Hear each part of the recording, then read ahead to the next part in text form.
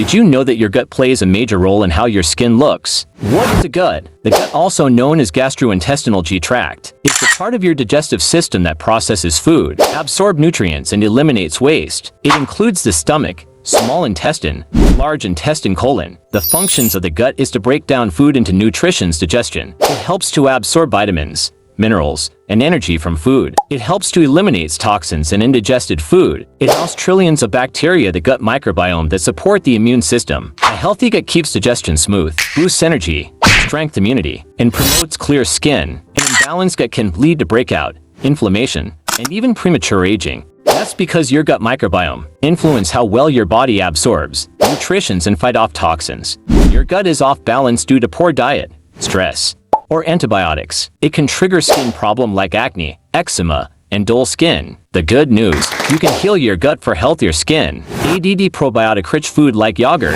and kimchi. Eat fiber from fruits and vegetables. Drink plenty of water. And take detox tea. Your skin reflects what's happening inside. Nourish your gut and let your skin glow. Like, comment, and subscribe for more skin and wellness tips.